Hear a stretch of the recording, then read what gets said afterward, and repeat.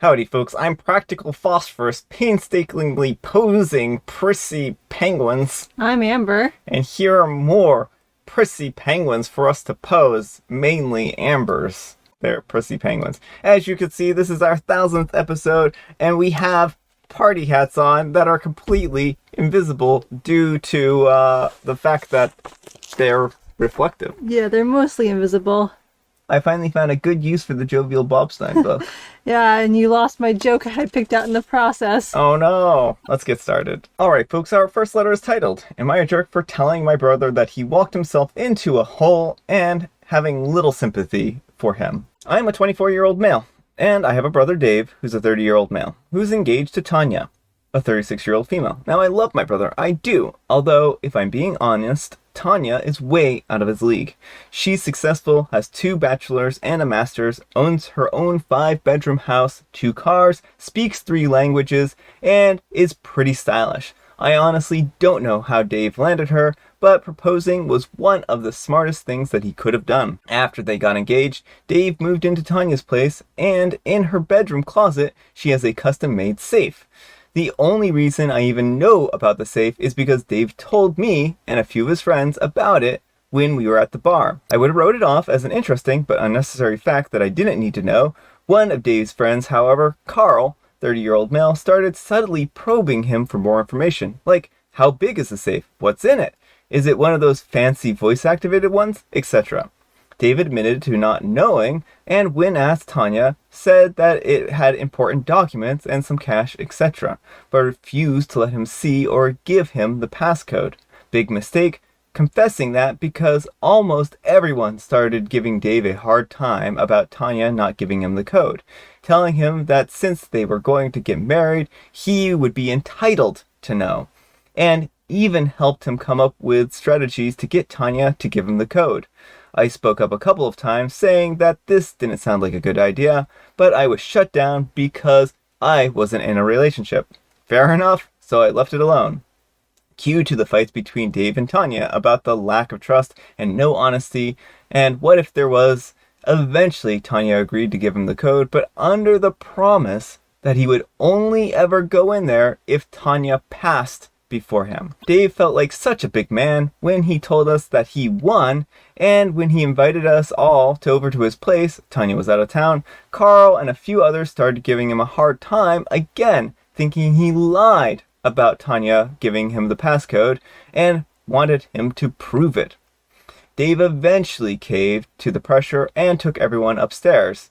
I stayed downstairs, but was told what happened. When Dave opened the safe, the only thing that was in there was a note inside saying that if he ever confronted her, Tanya, about this, then their relationship would be over. No room for discussion.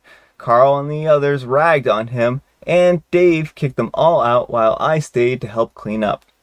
Dave kept ranting about how hurt and embarrassed he felt and calling Tanya manipulative and how toxic she was for setting up this secret test. Dave asked me what I thought about it, and he was shocked when I calmly said that he had it coming. He allowed himself to be bullied by his friends to reveal potentially sensitive information, and seeing as how this was Tanya's place, and that she was making him sign a prenup, I wouldn't test my luck if I were him. Dave called me a jerk, am I? Edit. Hey everyone, I just got back from work, and I'm now checking the comments, and since a lot of people have been asking me and telling me to tell Tanya, I just wanted to let everyone know that I'm currently undecided about that. While I do agree that it was a bad idea for my brother to be baited into betraying Tanya's trust, he's still my brother, and unlike Tanya, I'd have to say and deal with the fallout. Although, hopefully, she'll either 1, have a hidden camera like some of you theorize, or 2, one of Dave's friends will blab, it'll get back to her. Alright folks, what do you think? Yeah, I don't think you're the jerk for what you told him. I think he really needs to realize that what he's doing is not okay. I mean, who takes a safe with potentially sensitive documents and potentially loads of money and is like, here friends, like, look at all this stuff? Well, I think it's even deeper than that. Who tells someone about a hidden safe in someone else's house? Well, yeah, that too, but I feel like that could have just been a slip up at that point. But as soon as he started caving to peer pressure and bullying his girlfriend into giving him the passcode, That's where he really went wrong. Yeah, I mean, I don't think Dave should be trying to say that Tanya is the one who betrayed the trust, if anything, because he broke his promise. And he literally broke his promise. Tanya just did what she needed to do to protect those assets because she had suspected that Dave was going to go into the safe. And I mean, that's really unfortunate because that means that there is kind of a lack of trust at this point in time. Yeah, well, it does not seem like Dave is a man she should be marrying. If they have that little trust in the relationship that she knows him to a point where she plants a note in there saying, basically, I know what you did, don't talk to me about this or the relationship's over. Yeah. Well, and then on top of that, there may even be, like they said, a hidden camera. And she may just have set this up so that he would stop talking to her about the safe. And, I mean, that seems like a pretty smart thing. Those safes you can change the combinations on. So now that he's kind of proven that he's no longer trustworthy, she can take all the stuff, put it back into the safe, and now change the password. I mean, Tanya seems like a smart person. It seems like that's probably what her end game she knows that he checked the safe. She probably has a hidden camera in there too. So if he ever confronts her, she'll just be like, oh yeah, I know that you checked the safe. Should OP tell Tanya? Should OP not tell Tanya? I mean, I do think that he probably should mention it to her. I know that means then that their relationship might break up. But again, if she has hidden cameras, she'll know anyway. And it's just a matter of honesty. I kind of feel like he probably should. Yeah, I mean, he might need to. I think that this is one of those situations that could sort itself out because maybe this will eventually get back to Tanya because one of the friends will either blab about it or there's a hidden camera. I don't know if it is OP's responsibility or not. That's a really hard, morally gray area. It's just something that OP is going to have to decide on their own if that's what they want to do. Well, let me know what you folks think. So anyhow, take care and good luck. Alright folks, and our next letter is titled, Am I a Jerk for Requiring My Tenant to Pay Rent? I'm a property owner. My tenant, we'll call him Mike, signed for an 18-month lease in January of this year. I had to evict him late in June because of a prospective tenant that was willing to pay $600 a month more for the same property. Mike was willing to leave early, and the new tenant moved into the property mid-June. Unfortunately, when I brought up Mike's missing payments for both June and July, he refused, citing the fact that he had moved out. I cited the fact that he signed a lease and he made a commitment. Long story short, my wife and I are looking at legal options for breach of contract. Meanwhile, Mike has threatened to cut us off altogether and refuses us access to our grandchildren, and the rest of the family has turned on us as well. Obviously, my wife is devastated, but we were worried about more than just the money here. What no one seems to understand is that a contract is a contract. You can't just sign a legal binding contract and then expect to not follow up on it. Alright folks, what do you think? Not only are you the jerk, but this is also not legal. Like, the point of the contract was he was going to have a place to live for those 18 months. Yeah. And as soon as you evicted him, you ended the contract. Yeah. So you can't make someone pay for a place that they no longer have access to live on. Otherwise, scammy landlords would already be doing that. Oh, have an 18-month lease. Oh, bye-bye. Yeah. That is not something you can do. And in case you folks haven't guessed, also, Mike happens to be OP's son on top of that. Yeah. I mean, I think that OP needs a better understanding of what a legal contract is. It's an agreement between two people, and the thing is that when one person is in breach of the contract is no longer valid. And OP is actually the one who's in breach of that contract because they took actions to evict Mike here.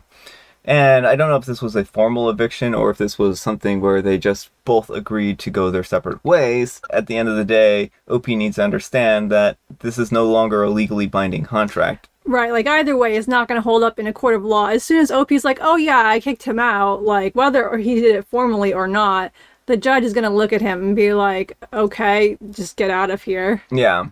I don't know. Yeah, I mean, if it goes to civil case court, then basically he's guaranteed to have his son have his legal fees covered. Let's put it that way. Everyone is telling them that they're wrong, but they continue to double down on this, and that's Yeah. just really unfortunate. Like, I don't blame the son at all for not letting Opie have access to his children when Opie is literally trying to extort him. Yeah, but let me know what you folks think. Anyhow, take care and good luck. All right, folks, it is tea time. Grab your beverages of choice. I've got some tea right here. I've also got some coffee. I decided to go both coffee and tea. That way you could guess my tea this morning. And Amber, she's got a joke. This one's just for you. Oh, just for me. But What? Jovial Bobstein wrote in there, "Dear Brian Toner, I know you're probably not alive when I'm writing I this." mean, I think this was like 1990 maybe, so you probably were alive. Oh, well, if it was 1990, then he was like, "Dear little tiny Brian Toner, here is a joke just for you." What would you get if you crossed Count Dracula with a computer? I can tell you exactly what you would get if you crossed Count Dracula with a computer.